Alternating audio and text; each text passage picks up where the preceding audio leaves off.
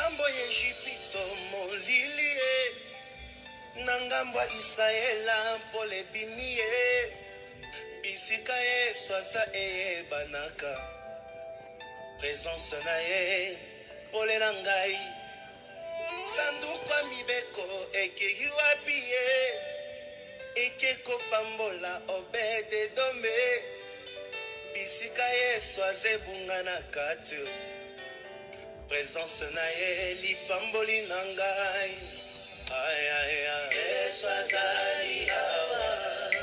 Ay, ay, ay. Yesu azali awa. Yesu azali awa. Yesu azali awa. Oh, Yesu azali awa. Yesu azali awa. Bapekisa yo nyonso me bapekisa yo koluka Nzambe te. Na makolo na ye nde bisika tobombama. Yesu azali awa. Esalaka nga neti liboma ye, soki Yesu na ngai akiti awa ye, nayebaka te napesa ye nini, nyonso nazali eza se Yesu ye. Andima ngambo ya bomoi na ngai, andima ngambo ya bikumba na ngai, andima ngambo ya bitumba na ngai. Gloire à l'Éternel. Gloire à Jésus. Nous sommes encore là. Nous sommes encore là. À ce rendez-vous merveilleux. Voilà, voilà. Que Dieu bénisse toutes les personnes connectées déjà.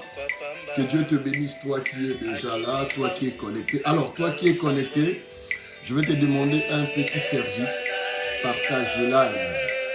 Partage seulement le live. Invite les amis. Partage le live sur Facebook, sur toutes les plateformes que vous connaissez. S'il y a possibilité de partager sur Instagram, partagez. S'il y a possibilité de partager sur WhatsApp, partagez. Donc, partagez ce live. Que Dieu te bénisse, toi qui es présent. Que Dieu te bénisse, toi qui es déjà là. Que Dieu te bénisse abondamment. Nous sommes là, nous sommes à ce rendez-vous précieux que nous avions arrêté. Alors, que Dieu te bénisse, que Dieu te bénisse. Que Dieu te bénisse. Partage le live, partage ce live. On démarre déjà, comme on avait dit, à 11h. Nous démarrons 11h, juste il est 11h06. Alors, partage ce live. Sois concentré. Prends ton carnet, prends ton stylo, sois prêt. Nous allons démarrer déjà. Alors, n'hésite pas, je te supplie de partager ces lives à un frère, partage ces lives à une soeur, partage ces lives à un groupe sur Facebook, un groupe sur WhatsApp. Vraiment, partage le live. Ne garde pas cette information pour toi-même. Ne garde pas et tu ne skippes pas, mais partage. Tu vas aider quelqu'un, tu vas sauver quelqu'un, tu vas enseigner quelqu'un. Dieu sera glorifié et Dieu te bénira. Partage le live, partage le live, partage le live. Dans tous les groupes WhatsApp que vous connaissez, le groupe Facebook que vous connaissez, partagez ce live. Que nos amis, nos frères, nos sœurs aient la possibilité de bénéficier de ces lives. Merci Pasteur Moïse pour ce merveilleux cantique. Que Dieu te bénisse, toi qui es déjà connecté. Comme j'étais en train de le dire, ça c'est notre deuxième rendez-vous en ce qui concerne les affermissements. Nous allons parler aujourd'hui de la deuxième leçon de nos affermissements qui s'intitule le pardon. Alors déjà, je te remercie pour ta présence et je t'encourage de continuer à suivre ces enseignements. Même si tu n'es pas connecté maintenant, de manière en différé, vraiment, je t'encourage de suivre ces affermissements. C'est très important. Que Dieu te bénisse, toi qui es là. Partage le live et je t'encourage à continuer à suivre ces affermissements comme vous le suivez maintenant. Alors, j'espère que vous avez constaté que c'est intéressant, c'est merveilleux d'avoir une vie en Jésus-Christ, comme on a appris la semaine dernière, le mardi passé. Nous avions appris notre première leçon qui était sur l'assurance du salut. Alors, dans l'assurance du salut, rapidement, je vais revoir les titres que nous avions partagés. Nous avions parlé dans l'assurance du salut. On avait dit que lorsque vous recevez Jésus-Christ, Christ est venu dans votre vie. Lorsque vous recevez Jésus-Christ, c'était la première des choses. Le premier bénéfice était que Christ était venu dans votre vie. Lorsque vous recevez Jésus-Christ comme Seigneur et Sauveur dans votre vie, vos péchés, la deuxième chose, le deuxième bénéfice, vos péchés ont été pardonnés. La troisième chose qui est le troisième bénéfice, vous avez la vie éternelle. Lorsque vous recevez Jésus-Christ, vous avez reçu la vie éternelle. La quatrième chose, ou le quatrième bénéfice, vous étiez devenu enfant de Dieu. On a compris qu'on n'est pas enfant de Dieu, mais on devient enfant de Dieu. Alors, vous étiez devenu enfant de Dieu. Le fait que vous aviez reçu Jésus-Christ dans votre vie comme Seigneur et Sauveur. Cinquième événement, c'était vous aviez commencé une nouvelle et satisfaisante vie avec Jésus-Christ. Donc, du fait que Jésus est en vous, vous aviez commencé une nouvelle et satisfaisante vie avec lui. Sixième des choses, nous avions vu, vous avez été délivré de toutes les puissances de Satan et vous étiez en sécurité en Christ. Donc, ce sont les six avantages que nous avions énumérés lors de la dernière leçon. Alors, aujourd'hui, nous parlerons sur le pardon. Alors, prends ton carnet, prends ton stylo, écris le pardon. Aujourd'hui, nous allons parler sur le pardon. Le pardon reste notre thème d'aujourd'hui. Alors, que Dieu te bénisse, toi qui es déjà connecté. Avant de commencer, nous allons prier. Tu vas prier avec moi là où tu es. Éternel notre Dieu, nous te disons merci. Ce moment merveilleux que tu nous donnes afin d'apprendre. Saint-Esprit, parle-nous, oriente-nous au nom de Jésus. Amen. Que Dieu te bénisse, toi qui as prié avec moi. Alors, aujourd'hui, nous allons voir quelques 5 points en ce qui concerne le pardon. Le premier point sur le pardon, nous allons voir la définition du mot péché. Qu'est-ce que le péché pour nous les chrétiens? Qu'est-ce que le péché? Première des choses. Deuxième, d'où vient le pardon? D'où vient le pardon? Troisième, la relation et la communion avec Dieu. Comment faire la différence entre une relation et une communion avec Dieu? Étant enfant de Dieu, nous avons une relation avec notre Père et nous avons aussi une communion. Alors nous allons essayer de parler sur la relation étant enfant de Dieu et la communion étant enfant de Dieu avec Dieu. Et la quatrième chose, nous parlerons de 3 sortes de personnes. 3 sortes de personnes. Nous allons voir l'homme animal, l'homme charnel et l'homme spirituel. Les 3 sortes de personnes, nous allons l'apprendre au cours de cet enseignement sur le pardon. Alors, s'il te plaît, prends ton stylo, écris. Notre thème, c'est le pardon. Nous avons 5 points que nous allons partager. J'ai parlé définition du mot péché, d'où vient le pardon, relation et communion avec Dieu, 3 sortes d'hommes et la dernière, confession et repentance. La confession et la repentance. La place de la confession et de la repentance dans la vie d'un enfant de Dieu. Nous allons parler de ces 5 points aujourd'hui. Que Dieu soit loué, que Dieu soit béni. Alors, je pense que tu as déjà ton stylo avec toi et tu as ton carnet. Nous allons commencer par la définition du mot péché. Définition du mot péché, puisque nous sommes enfants de Dieu, nous parlons de la Bible, Nous allons prendre toutes ces définitions selon la Bible et non selon les dictionnaires. Voilà pourquoi nous ne venons pas expliquer qu'est-ce que le péché selon Larousse, qu'est-ce que le péché selon Google, selon le Robert. Non, nous venons parler du péché selon la Bible. Je suis dans les livres de 1 Jean, tu vas l'écrire, 1 Jean chapitre 3, le verset 4. 1 Jean chapitre 3, le verset 4. Alors, nous lisons au nom de Jésus-Christ. 1 Jean chapitre 3, le verset 4. La Bible dit, « Quiconque pêche transgresse la loi, et le péché est la transgression de la loi. » Amen. La Bible dit, « Quiconque pêche ». Je suis dans le livre de 1 Jean chapitre 3, le verset 4. 1 Jean chapitre 3, le verset 4.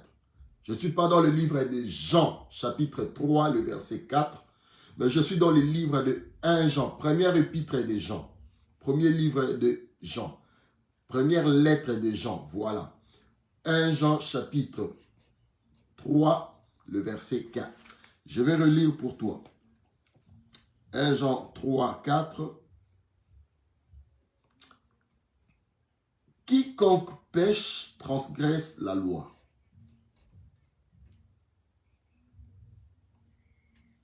Et le péché est la transgression de la loi. Donc, quiconque pêche transgresse la loi et le péché est la transgression de la loi.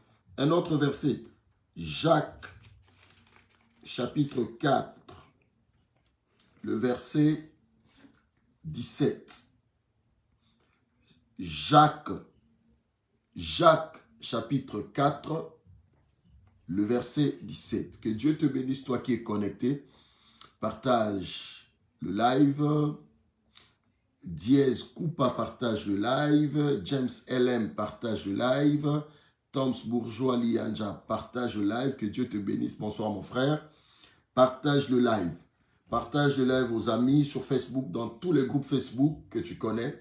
Partage le live.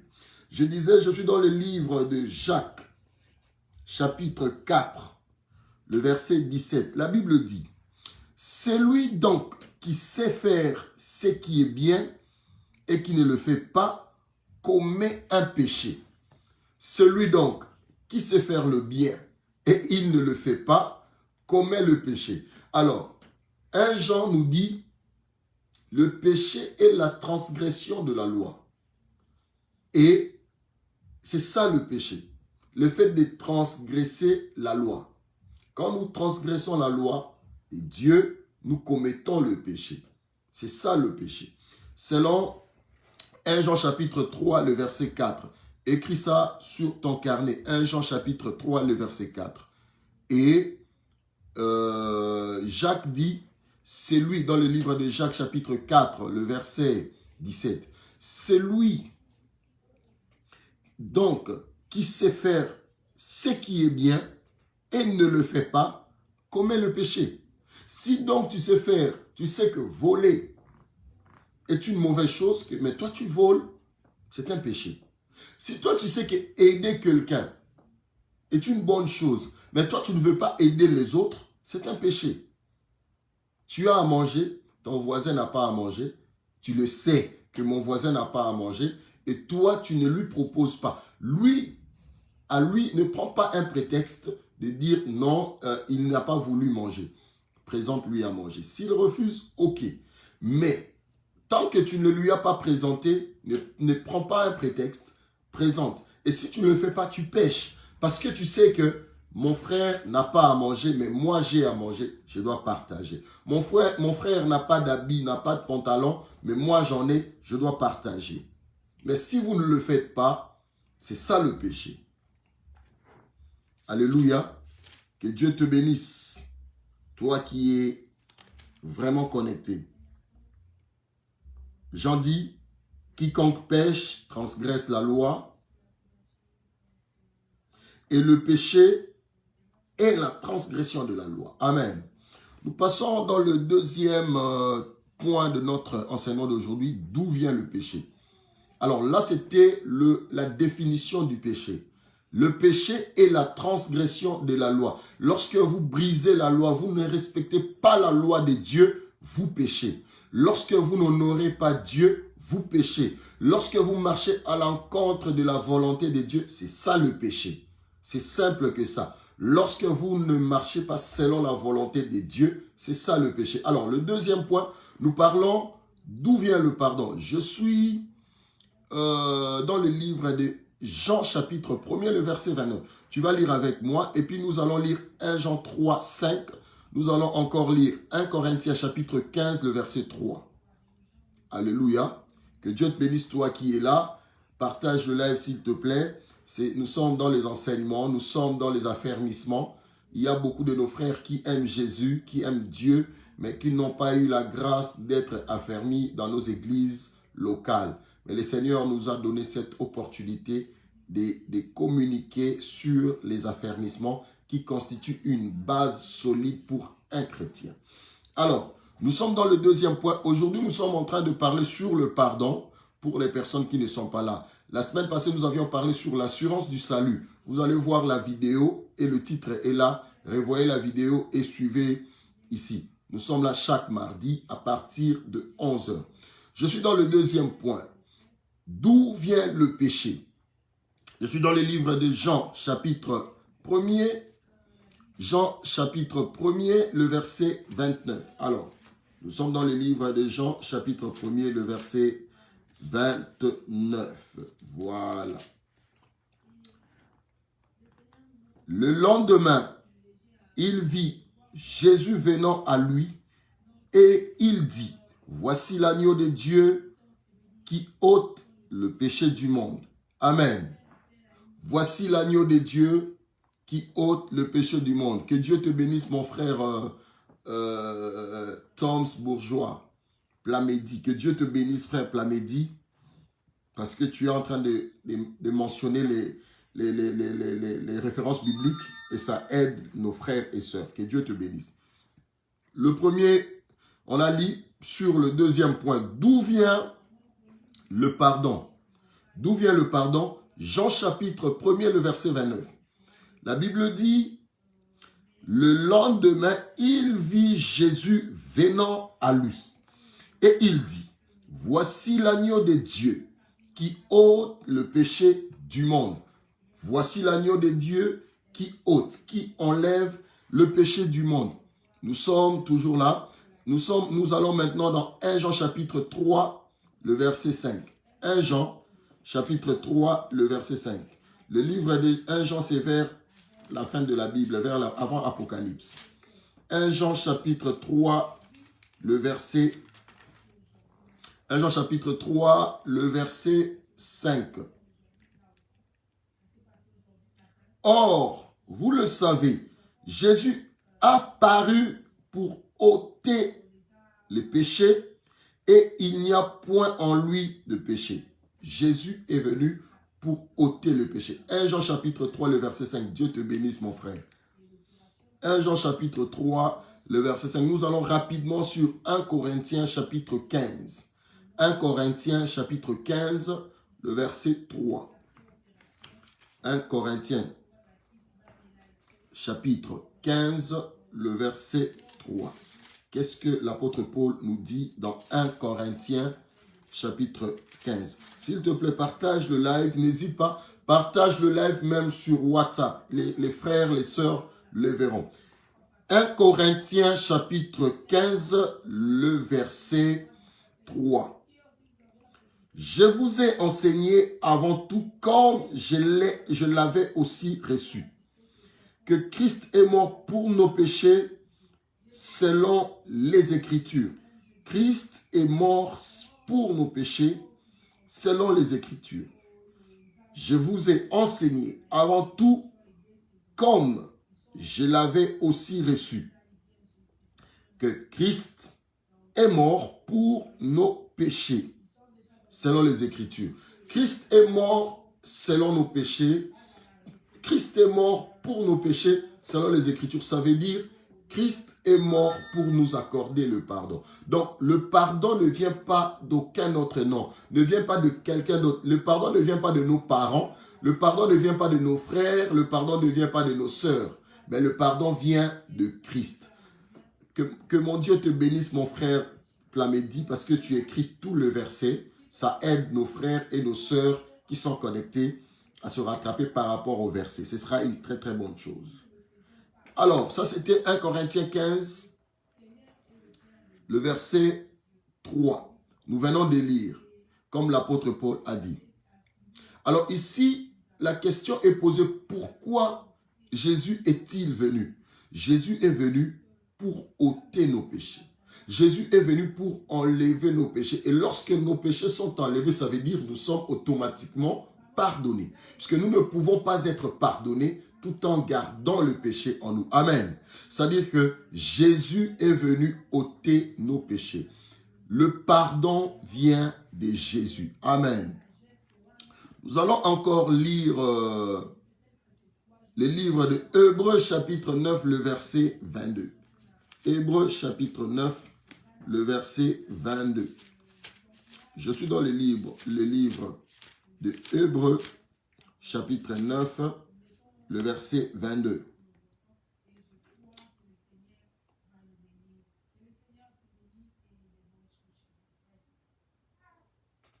Voilà. Hébreux chapitre 9, le verset 22. Ici, nous allons lire ce qu'enseigne la Bible, ce qu'enseigne ce verset sur le pardon. Écoute, Hébreux chapitre 9, le verset 22, la Bible dit, « Et presque tout, d'après la loi, est purifié avec du sang. Et sans effusion de sang, il n'y a pas de pardon. » C'est-à-dire qu'il a fallu que Jésus coule son sang. À l'époque même, avant que Jésus ne vienne dans l'ancien temps, dans l'ancienne alliance, il fallait qu'on égorge un bélier, il fallait qu'on égorge un mouton pour pardonner, implorer le pardon de Dieu. Il fallait qu'on fasse couler le sang d'un agneau ou d'une bête pour que l'on puisse, les péchés des enfants de Dieu puissent être pardonnés. Mais dans la nouvelle alliance, ce n'était plus question de tuer un agneau, ce n'était plus question de tuer un bélier ou une bête, mais c'était question que le sang de Jésus coule. C'était question que le sang du Fils de Dieu coule afin que nous ayons le pardon. Voilà, la Bible dit, sans effusion de sang, il n'y a point de pardon. C'est-à-dire, si Jésus ne mourait pas et si le sang de Jésus ne coulait pas, nous n'aurions jamais eu pardon. Nous ne serions jamais pardonnés. Mais si nous avons été pardonnés, c'est parce que le sang de Jésus a coulé. Le pardon ne vient que de Jésus. Amen. Dieu te bénisse. Nous allons lire encore Colossiens chapitre 2, le verset 13. Colossiens chapitre 2, le verset 13. Colossiens chapitre 2, le verset 13. Que Dieu te bénisse, toi qui es là, et que Dieu te bénisse abondamment, toi qui es en train de partager ce live. Colossiens chapitre 2, le verset 13. Merci, frère Plamedi.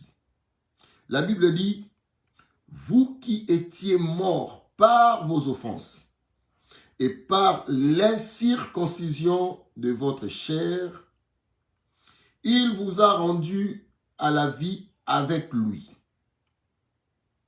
en nous faisant grâce pour toutes nos offenses. » Alors, parfois, on se pose la question, combien de péchés nous sont-ils pardonnés? Ou combien de péchés le Christ nous a-t-il pardonnés?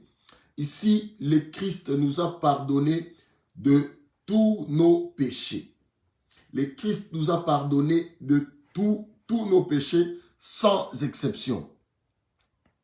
Quand il est mort sur la croix, le Christ a pris tous nos péchés, mensonges, vol, tricherie, lokuta, songi, Kongosa, tous ces péchés-là, je ne sais pas quoi encore, tout ce que tu fais comme péché, le Christ l'a cloué, les a cloués à la croix de Golgotha. Le Christ a pardonné tous nos péchés sans exception. Amen. Alors, là, nous comprenons aussi que le pardon ne vient que de Jésus-Christ. Parce que c'est ça notre deuxième point. D'où vient le pardon? Par rapport à tous ces versets qu'on a lus ici. On a lu Jean chapitre 29, 1 Jean 3 à 5, 1 Corinthiens 15, 3. Nous avons lu Hébreux 9, 22. Nous avons lu Colossiens 2, 13. Tous ces versets nous montrent que le pardon ne vient pas de l'Orient ni de l'Occident, mais le pardon vient de Jésus-Christ. Le pardon vient de Jésus-Christ. Et il a pardonné combien de péchés? Jésus a pardonné tous nos péchés. Tous nos péchés sans exception. Même si tu as tué quelqu'un, tu as avorté, le Seigneur, lorsque tu avances auprès de lui, tu as donné ta vie à Jésus, tu as confessé, il t'a pardonné tous tes péchés. Que Dieu te bénisse, toi qui es connecté, que Dieu te bénisse abondamment. Retiens dans ta tête que tu n'es plus captif du pouvoir du péché parce que le Christ a pardonné tous tes péchés. Amen. Alors, sois dans la joie du fait que tu as reçu Jésus-Christ dans ta vie. Tu es vraiment dans une nouvelle vie et dans une nouvelle expérience avec le Christ Jésus. Que le nom de notre Seigneur soit élevé. Amen. Nous passons maintenant à notre troisième point. Relation et communion avec Dieu. Il existe une différence entre relation et communion. En tant qu'enfant de Dieu, nous devons maîtriser cette dimension des choses. Lorsqu'on est enfant de Dieu, on a une relation avec Dieu notre Père et une communion, qui sont deux choses différentes. Au cours de cette leçon, nous allons apprendre, selon la Bible, qu'est-ce qu'une relation avec Dieu. La relation avec Dieu et ses enfants ne peut jamais être brisée. Retiens cela. La relation entre Dieu et ses enfants ne peut jamais être brisée. Jamais. Je suis dans le livre de Hébreux chapitre 13, le verset 5. Hébreux chapitre 13, le verset 5. Je suis dans le livre de Hébreux. Hébreux chapitre 13, le verset 5. Qu'est-ce que la Bible dit? Ne vous livrez pas à l'amour de l'argent. Contentez-vous de ce que vous avez, car Dieu lui-même a dit, je ne te délaisserai point et je ne t'abandonnerai point.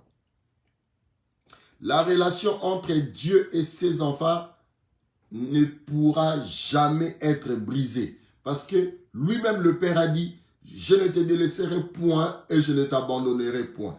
Lorsque tu as donné ta vie à Jésus-Christ, tu es devenu enfant de Dieu. Tu as une relation qui te lie avec ton Père qui est Dieu. Et cette relation ne pourra jamais être brisée. Je donne un exemple. Lorsque nous avons nos parents, nos papas, nos mamans, la relation que nous avons avec nos papas, ton géniteur, cette relation avec ton papa ne peut pas être brisée. Ne peut pas être brisée. La relation que tu as avec ton père ne sera jamais brisée. Tu restes fils de ton père à jamais. Et ton père reste ton père, ton papa à jamais. Personne ne changera ça. Tu es sorti de son sein, tu restes son fils à jamais. Amen. Alors, qu'est-ce que la communion? Pour la relation, comprenons que la relation ne sera jamais brisée. Comme tu es enfant de Dieu, tu restes enfant de Dieu pour toujours. Et cette relation demeure stable. Alors, qu'est-ce qui bouge maintenant? Qu'est-ce qui peut être dérangé? Qu'est-ce qui peut être rompu? Qu'est-ce qui peut être brisé? Deuxième, nous avions dit, nous sommes dans le troisième point, relation et communion avec Dieu. La relation, la communion. La communion entre Dieu et ses enfants se brise par suite de la désobéissance. Est-ce que tu m'as bien suivi? La communion entre Dieu et ses enfants se brise par suite de la désobéissance.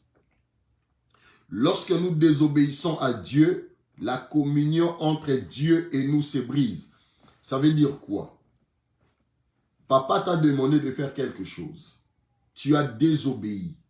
Papa est irrité. Papa est fâché. Chaque jour, chaque soir, tu manges à table avec papa. Lorsque papa veut aller quelque part, papa t'appelle toujours, viens, accompagne-moi. Plamedi, accompagne-moi. Fallon, Gougoulou, accompagne-moi. Nous avons qui encore ici? Xavier, accompagne-moi. Dignité, accompagne-moi. Emmanuela, accompagne-moi. Mariam, accompagne-moi. Clacla, accompagne-moi. Donc, Dieu t'appelle pour l'accompagner parce que tu as une communion. D'abord, un, tu es son enfant. Deux, tu as une communion avec Dieu, avec ton Père. Et lorsqu'il t'appelle à table, viens manger avec moi. Chaque soir, tu manges à table. Dieu est avec toi. Tu manges avec Dieu parce que, un, tu es son fils, tu es sa fille. Deux, tu as une relation avec ton Père. Mais quand est-ce que la communion se brise maintenant? Lorsque tu désobéis à Dieu, qui est ton Père? Comme je donnais l'exemple de nos papas. Papa dit, cet enfant, je lui ai demandé d'aller à l'école. Il a refusé d'aller à l'école. Alors, il ne mange plus à table avec moi. Lorsque je sors avec les autres enfants, lui, il ne sort plus avec moi. La communion entre toi et ton Père est brisée. La communion entre toi et ton Père est interrompue. Elle est brisée. Mais la relation reste. Si tu sors en route, les gens te voient, on te dira, hey, ça c'est l'enfant de tel, ça c'est la fille de tel. Mais la relation est brisée, la communion est brisée, la relation reste la même.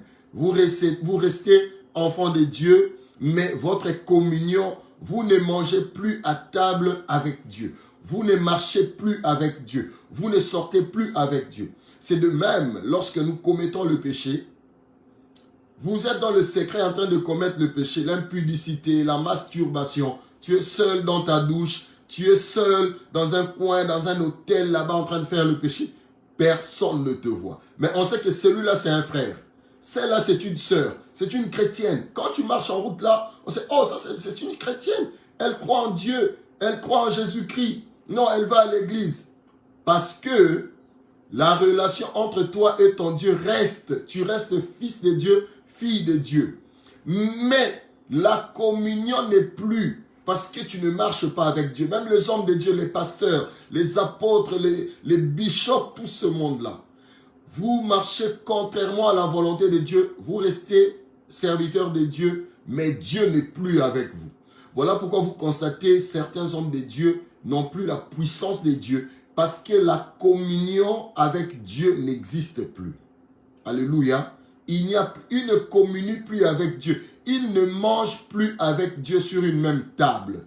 Il ne mange plus avec Dieu. Il ne sort plus avec Dieu. Dieu n'est plus avec lui. Il reste enfant de Dieu, mais Dieu ne marche plus avec lui parce que la communion est brisée suite du péché, suite de la désobéissance. Amen.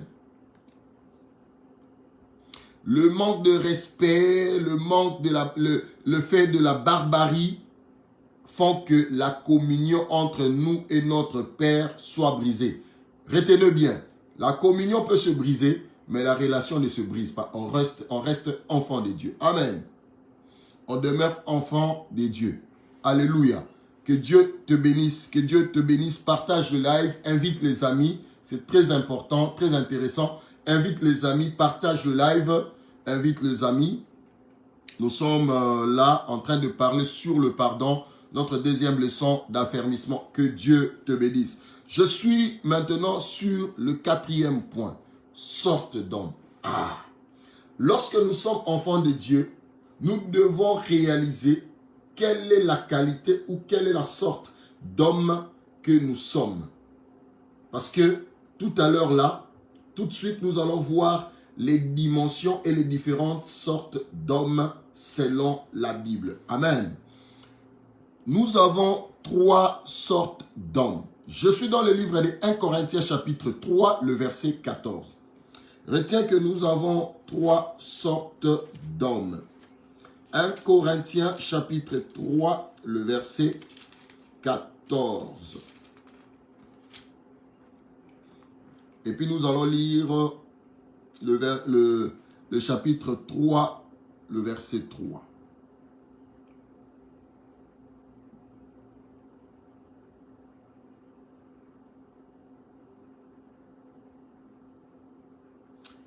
« 1 Corinthiens chapitre 2, le verset 14. « Mais l'homme animal ne reçoit pas des choses de l'esprit. » Amen. « Mais l'homme animal ne reçoit pas les choses de l'esprit. » 1 Corinthiens chapitre 2, le verset 14. Excusez-moi. 1 Corinthiens chapitre 2, le verset 14. Mais l'homme animal ne reçoit pas les choses de l'Esprit de Dieu, car elles sont une folie pour lui et il ne peut les connaître parce que c'est spirituellement qu'on en juge. L'homme spirituel, au contraire, juge tout et il n'est lui-même jugé par personne. Amen.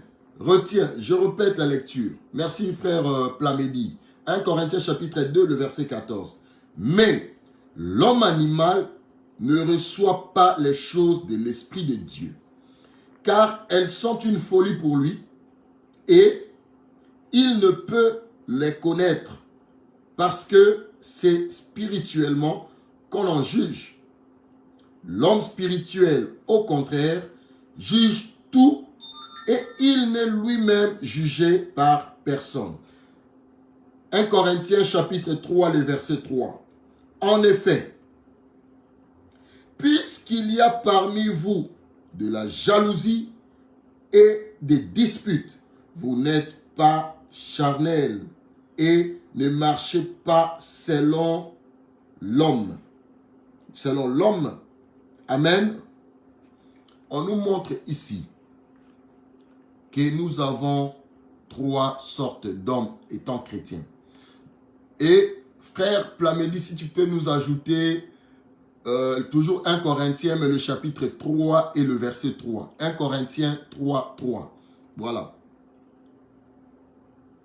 Alors, ici, on nous montre que l'homme animal n'a aucune relation ni aucune communion avec Dieu. Parce que l'homme animal ne connaît pas Christ et il n'a pas Christ. Ça, c'est l'homme animal. L'homme animal n'a pas Christ, n'a pas de relation avec Dieu, ni de communion. Parce que l'homme animal ne comprend pas les choses de l'esprit. Et la Bible dit que nous ne devons pas être des hommes animaux ni des hommes charnels. Nous devons être des hommes spirituels. Dans les 3 catégories d'hommes, tu dois savoir que étant enfant de Dieu, tu dois fonctionner comme un homme spirituel. Parce que tu es un homme spirituel et tu as la relation avec Christ, tu as la relation avec Dieu. Donc tu n'es pas un homme animal pour agir comme un homme animal. Amen.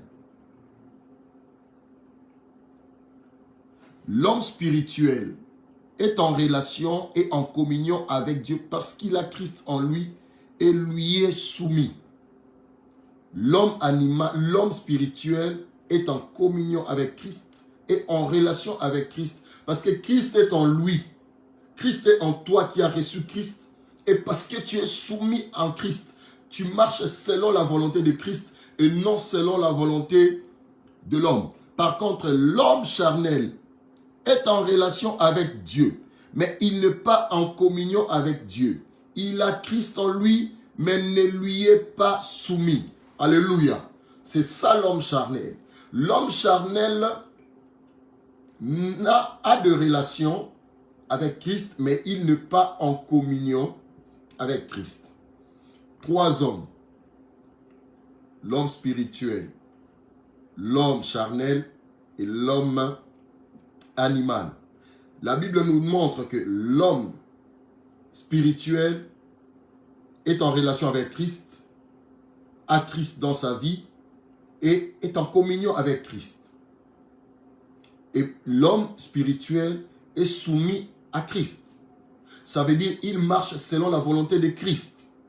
Et l'homme charnel est un homme qui est en relation avec Christ. Souvenez-vous, on avait dit la relation entre nous et notre Père ne se brise pas. L'homme charnel est un enfant de Dieu.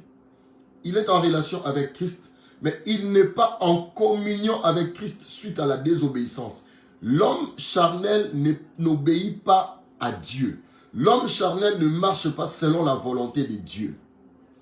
Par contre, l'homme animal est l'homme qui n'a ni relation avec Christ et qui n'a ni communion. Déjà, quand tu n'as pas relation avec Christ, comment vas-tu être en communion avec lui? Impossible. Donc, nous étant enfants de Dieu, nous devons réaliser que nous sommes des hommes spirituels et nous devons marcher selon la volonté de Dieu.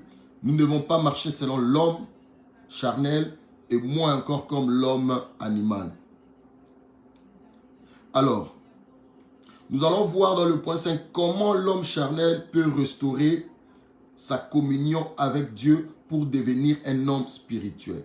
Parce que pour l'homme charnel, il y a encore beaucoup d'espoir. Parce que dans le point 5, où nous parlerons tout de suite là, de la confession et de la repentance, nous allons voir comment l'homme charnel peut améliorer sa vie, sa qualité de vie spirituelle et devenir rétablir la communion entre lui et le Seigneur Jésus. Alors, là, nous sommes dans notre dernier point d'aujourd'hui, c'est confession et repentance. Confession et repentance, c'est notre dernier point d'aujourd'hui. Nous allons essayer de définir ces concepts selon la Bible. Amen. J'espère que tu es en train d'écrire ce point, tous ces versets, tous ces chapitres. Ça va t'aider pour ta croissance chrétienne. Je suis dans le livre de 1 Jean chapitre 1er, le verset 9. 1 Jean 1, 9. Que nous promet ce verset? 1 Jean 1, 9. 1 Jean chapitre 1er, le verset 9. Qu'est-ce que ce chapitre nous promet? Si nous confessons nos péchés, il est fidèle et juste pour nous les pardonner et pour nous purifier de toute iniquité. Amen. 1 Jean 1, 9. Merci frère Plamedi. 1 Jean 1, 9. Si nous confessons nos péchés, bien-aimés frères, si tu confesses tes péchés, la promesse ici est laquelle? Il est fidèle et juste pour nous les pardonner. Nous allons aussi lire rapidement le livre de Proverbes chapitre 28, le verset 13. Que devons-nous faire s'il arrive de commettre un péché quelconque? Que devons-nous faire? Et qu'arrive-t-il à celui qui refuse de confesser son péché? Que devons-nous faire lorsque nous tombons dans le péché étant enfants de Dieu? Et qu'est-ce qui arrive à celui qui refuse de confesser ce péché? Je suis dans le livre de Proverbes. Proverbes chapitre 28, le verset 13. Celui qui cache ses transgressions ne prospère point. Celui qui cache ses transgressions ne prospère point. Mais celui qui les avoue et les délaisse obtient miséricorde. Voilà. Proverbe dit, celui qui cache ce péché ne prospère point. Lorsque tu as commis le péché, confesse le péché. Mais si tu ne confesses pas, tu ne vas pas prospérer. Celui qui cache ses transgressions ne prospère point. Mais celui qui les avoue et le délaisse obtient miséricorde. Mawanzambe. Frère, quand tu commets le péché, ne reste pas esclave du péché. Va confesser sincèrement ton péché auprès de Dieu rapidement. Parle à Dieu sincèrement. Demande pardon. Le Seigneur va te pardonner. Et tu vas prospérer, tu vas aller de l'avant. Tu verras que tu seras déchargé. Et surtout, écoute, la Bible, on nous pose la question, que devons-nous faire s'il nous arrive de commettre un péché quelconque? Et qu'arrive-t-il à celui qui refuse de confesser le péché? La confession de péché est l'acte par lequel on exprime son accord avec Dieu, qu'on a mal agi et qu'on a péché. Alléluia. C'est ça la confession de péché. Ça veut dire on exprime son accord avec Dieu. Ça veut dire que Dieu sait que tu as péché et toi tu dois l'admettre. Tu dois l'admettre que oui Seigneur, j'ai péché. Je viens auprès de toi, pardonne-moi. Notre Dieu, il est miséricordieux. La Bible dit, celui qui cache ses transgressions ne prospère point. Mais celui qui les avoue et les délaisse. 1. Avouer. 2. Délaisser. 1. Parler. 2. Abandonner. Ça veut dire tu parles et tu prends la décision d'abandonner. C'est alors que Dieu te pardonne. C'est ça le péché. La confession de péché est l'acte. Qu'est-ce que confession? C'est l'acte par lequel on exprime son accord avec Dieu qu'on a mal agi et qu'on a péché. C'est ça la confession. Alléluia. Exprimer son accord avec Dieu qu'on a mal agi et on a péché. C'est ça la confession. Et qu'est-ce que la repentance?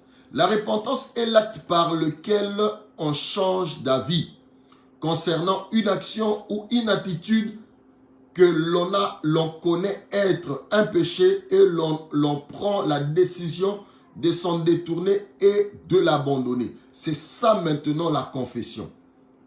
Je reprends. C'est ça maintenant la repentance. Qu'est-ce que la confession?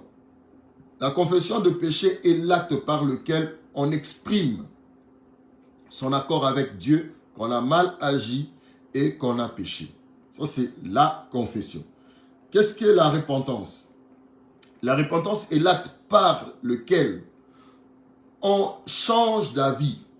Ça, c'est la repentance maintenant. Acte qui nous amène à abandonner.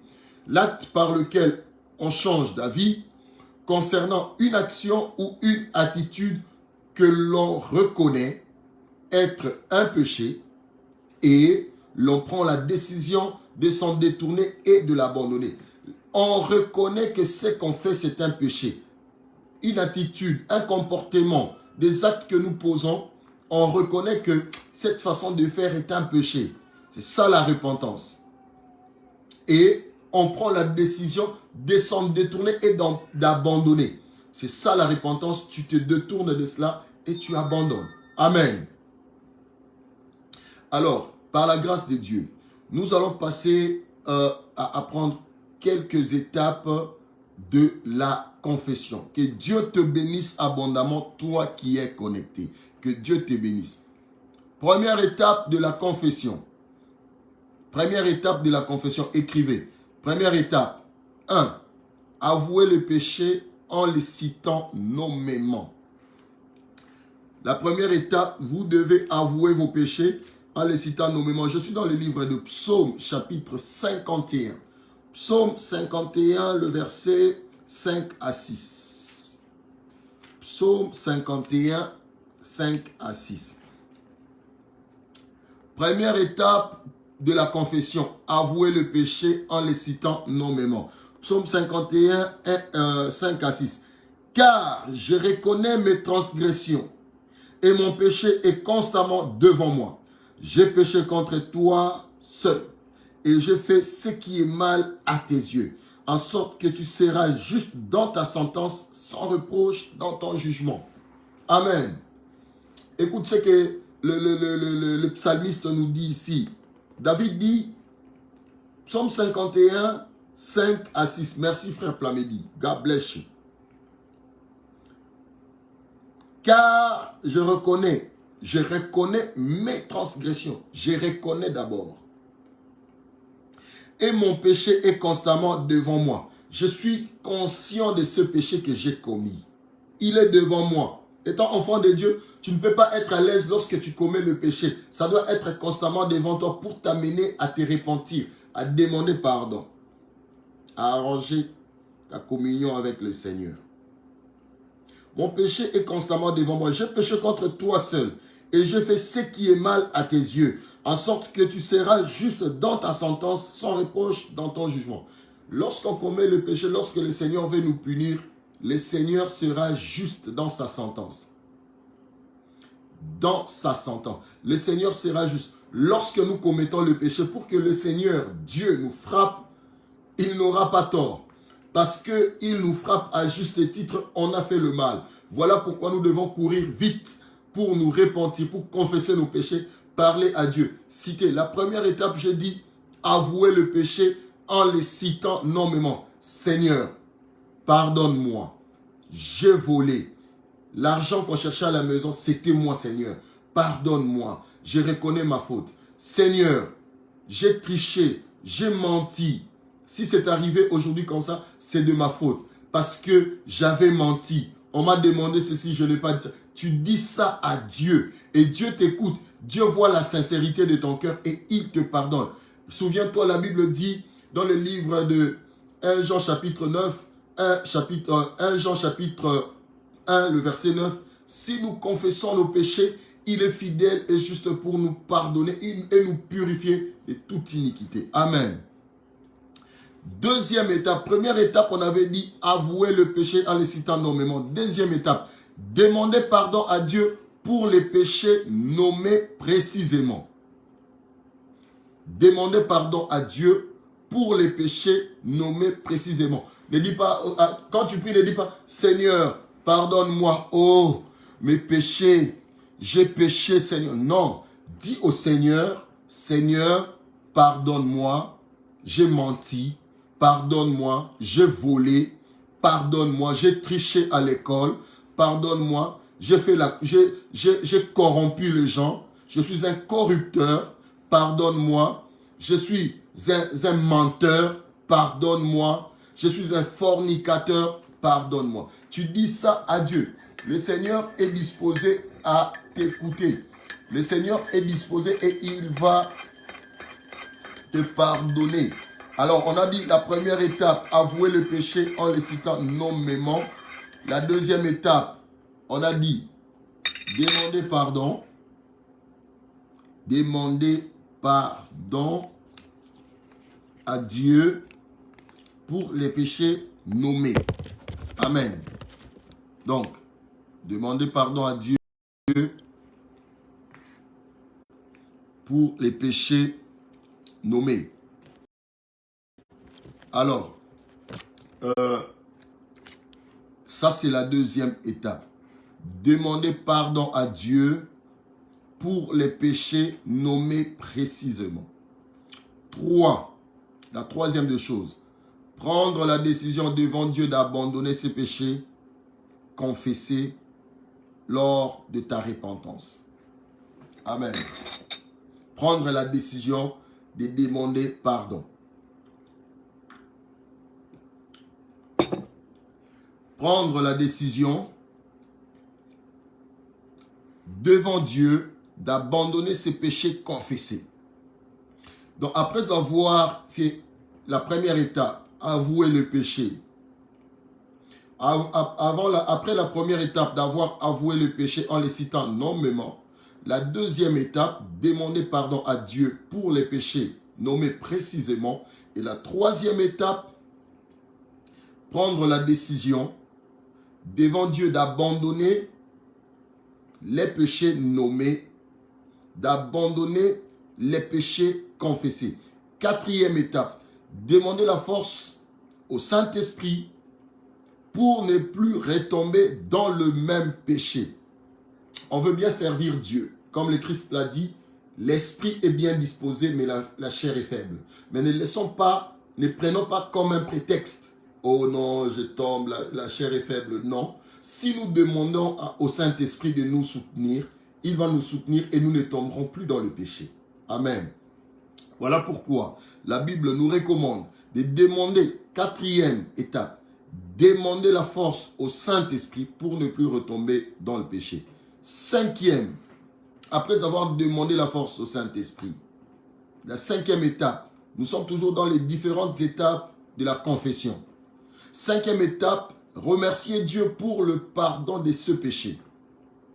Ça veut dire quoi? Lorsque vous priez Dieu, la Bible dit, tout ce que vous demanderez en priant, croyez que vous l'avez reçu. Lorsque vous priez Dieu, croyez que Dieu vous a pardonné. Ne restez pas captif du péché. Ne restez pas captif dans la culpabilité. Est-ce que si tu confesses tes péchés, sincèrement,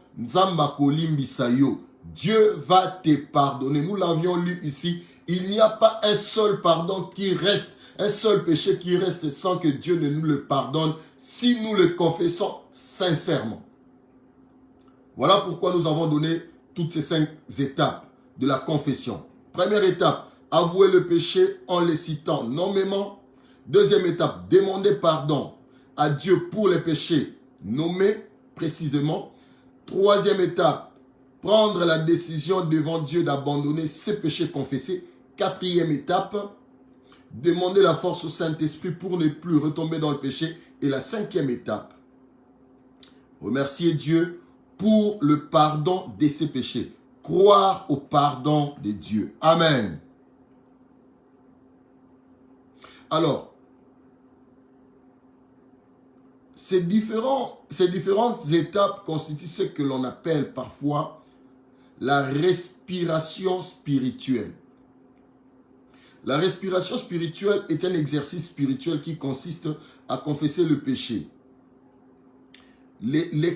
À confesser le péché et à réclamer la plénitude du Saint-Esprit. Alléluia. C'est ça en fait. Les 5 étapes qu'on a données de la confession constituent ce qu'on appelle parfois la respiration spirituelle. Et la respiration spirituelle, c'est quoi? La respiration spirituelle est un exercice spirituel qui consiste à confesser le péché et à réclamer la plénitude du Saint-Esprit.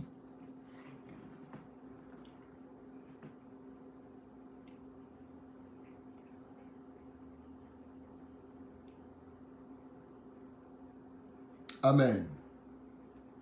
Alors, nous sommes arrivés pratiquement à la fin de notre thème d'aujourd'hui, le pardon. Alors, on a appris beaucoup, on a parlé sur 5 points. On a parlé sur la définition du mot péché, on a parlé sur d'où vient le pardon, on a parlé de la relation et la communion avec Dieu, on a parlé des 3 sortes d'hommes et de la confession et la repentance. Alors, la question est posée. Qu'est-ce qui arrive à notre relation et communion avec Dieu lorsque nous péchons? Vous avez la réponse. Perdons-nous le salut lorsque nous péchons? C'est ça les questions qui nous sont posées. Qu'est-ce qui arrive à notre relation et à notre communion lorsque nous péchons?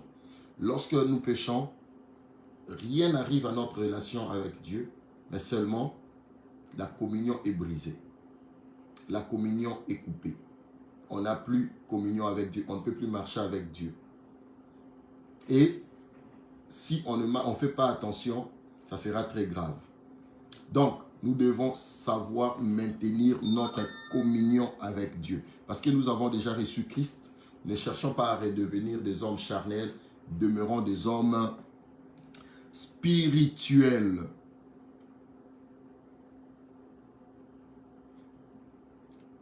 Que devez-vous faire pour restaurer votre communion avec Dieu? Pour restaurer notre communion avec Dieu, on a parlé des 5 étapes de la confession. Donc, pour restaurer la communion avec Dieu, on a dit avouer le péché, demander pardon, prendre la décision, demander la force du Saint-Esprit, remercier Dieu pour le pardon. C'est ce qui nous permet de restaurer notre relation avec Dieu. Amen. Selon 1 Jean chapitre 2, le verset 4 et 1 Jean 3, 9 à 8 à 9. Qu'est-ce que la Bible dit? Est-ce qu'un chrétien peut-il commettre ou pratiquer le péché? Lisons 1 Jean chapitre 2, le verset 4. 1 Jean chapitre 2, le verset 4. Celui qui dit, je l'ai connu et qui ne garde pas ses commandements est un menteur et la vérité ne point en lui. Amen. Celui qui dit, je l'ai connu et ne garde pas ses commandements, la vérité ne point à lui. 1 Jean toujours, chapitre 3, le verset 8 à 9. 1 Jean 3, 8 à 9. Celui qui pêche est du diable, car le diable pêche dès le commencement. Le Fils de Dieu apparu afin de détruire les œuvres du diable. Quiconque est né de Dieu ne pratique pas le péché, parce que la sémence de Dieu demeure en lui et il ne peut pécher parce qu'il est né de Dieu. Amen. Un enfant de Dieu, un né de nouveau, ne pratique pas le péché. Nous devons garder cela. Un enfant de Dieu ne peut pas pratiquer le péché. Un enfant de Dieu, il peut tomber. C'est une erreur, c'est vraiment un accident. Mais pratiquer le péché veut dire vivre dans le péché, faire le péché un mode de vie. Comme nous vivons, nous mangeons chaque jour, nous changeons d'habit. Donc, l'enfant de Dieu change de péché, de forme et tout ça. Non, ça c'est pratiquer le péché. Un enfant de Dieu ne pratique pas le péché. Si un enfant de Dieu, quelqu'un qui pratique le péché est du diable, il n'est pas de Dieu. Amen. Que Dieu te bénisse. Alors, nous sommes vraiment arrivés à la fin. Ce que nous devons comprendre, que étant enfants de Dieu, étant pardonnés, nous ne devons plus vivre dans le péché et nous ne devons plus pratiquer le péché. Nous ne devons plus pratiquer le péché. Le péché ne peut pas être un mode de vie. Insulter les gens, avoir un langage désobligeant, avoir des propos discourtois, avoir le trop plein de soi, ça veut dire que vous pensez que vous êtes plus que tout le monde. Donc, il n'y a pas des gens qui sont au-dessus de vous. Ça, ce n'est pas la nature d'un enfant de Dieu. Mentir, tricher à l'école, au travail, forniquer, tu n'es pas marié, mais tu couches avec les femmes, les hommes, c'est un péché. Et puis tu vas à l'église, Kitambala Namutu, Jipa Moulaï, sœur, alléluia, sœur Mamelo, le Seigneur est en train de te voir. Étant chrétien, tu dois abandonner, revenir à Dieu, abandonner les péchés, demander la grâce de Dieu. Tu es chrétien, mais tu ne fais que continuer à vivre dans la pornographie, suivre les vidéos pornographiques, vivre dans la masturbation. On ne te voit pas dans ta douche, dans ta chambre. Dieu te voit et Dieu veut que tu changes ta vie. Tu abandonnes cela. Que tu sois réellement enfant de Dieu afin de rétablir ta communion avec Dieu. Amen. Que Dieu te bénisse. Aujourd'hui, nous devons comprendre que le pardon, en tant qu'enfant de Dieu, en dehors du sang de Jésus, il n'y a point de pardon. On a lu ça ici et le Seigneur va nous faire énormément du bien. Alors, devoir à domicile. Je vais donner un devoir. Envoyez-moi les questions que vous avez par mon Messenger ou bien si vous avez mon numéro WhatsApp, envoyez-moi vos questions, toutes les questions que vous avez par rapport aux leçons que nous communiquons, nous donnons. Envoyez-moi toutes vos questions sur mon compte Facebook, pardon, mon Messenger. Envoyez-moi les questions par mon email adresse si tu en as ou bien mon numéro WhatsApp. Et voici les devoirs. 1 Corinthiens, relisez 1 Corinthiens chapitre 2, le verset 14 qu'on avait lu. C'est ça le devoir à domicile. Et aussi 1 Corinthiens chapitre 3, le verset 3. Lisez tout le chapitre, tous les 3 chapitres de 1 Jean. 1 Jean. Tous les 3 chapitres de 1 Jean. Lisez ça. Et puis, on va partager. Si vous lisez, écrivez-moi quelle est la vérité qui vous a frappé lorsque vous aurez lu 1 Jean, les 3 chapitres. Et aussi, un dernier devoir, mémoriser le chapitre 28, versets 13 à 14 de Proverbes, qui dit, si nous confessons, c'est lui qui cache ses transgressions, ne prospère point, mais c'est lui qui les avoue et les délaisse, obtient miséricorde. Mémorisez ce verset. Mémorisez Proverbe 28, versets 13 à 14. Je vais lire ça pour toi.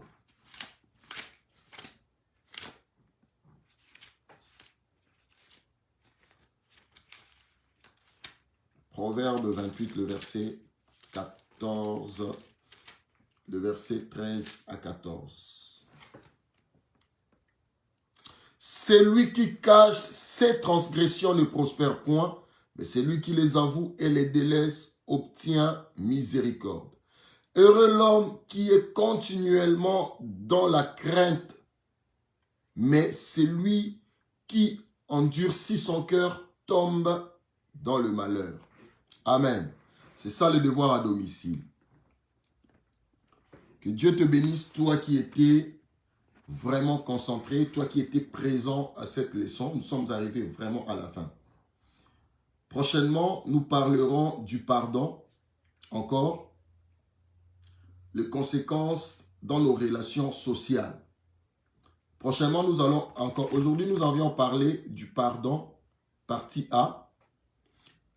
Prochainement, nous allons, le mardi prochain à 11 h, nous allons encore parler de la deuxième. Je vous avais dit, nous avons au total 12 leçons sur les affermissements, mais il y a le pardon qui est éclaté en deux. Il y a le pardon 1 et la suite du pardon. Et nous avons aussi la vie avec le Saint-Esprit qui est partagée en deux. Alors, aujourd'hui, nous avons étudié la première phase du pardon. Le mardi prochain, à 11 h, nous allons partager sur la deuxième, la suite du pardon. Amen. Nous sommes arrivés à la fin. Que Dieu te bénisse abondamment, toi qui étais connecté. N'oublie pas, mardi prochain à 11 h, par la grâce de Dieu, nous serons encore là connectés pour partager sur nos leçons d'affermissement. Sois connecté, ne manque pas une seule leçon. Ce sera le socle pour ta vie chrétienne. Il y a bien des choses que tu ignores, bien des choses qui t'échappent étant chrétien, mais lorsque tu es connecté, lorsque tu passes les affermissements, tu apprends les affermissements, tu auras une vie chrétienne efficace. Tu seras stable, comme le mot le dit, affermissement. Tu seras affermi et rien, aucun vent ne viendra te bouger. Il y a le vent, les différentes choses, le vent prophétique, le vent évangélique. Mais quand tous ces vents viendront, parce que tu connais les principes bibliques, tu vas rester stable. Dieu te bénisse. Nous allons prier. Éternel notre Dieu, nous te sommes infiniment reconnaissants. Merci pour cette deuxième séance. Bénis tous mes frères et toutes mes sœurs représentés au travers de cette plateforme qui est Facebook. Nous recommandons notre programme entre tes mains. Et je prie à ce que nos frères et sœurs qui suivent en direct ce live ou qui suivront d'une manière différée puissent être saisis par ton esprit et que le Saint-Esprit les aide à mettre en pratique toutes les leçons que nous allons apprendre tout le long de cette année en ce qui concerne les affermissements. Donne-nous la force, donne-nous l'énergie, donne-nous les capacités et donne-nous le temps disponible pour toujours suivre ces affermissements pour la gloire de ton Saint-Nom.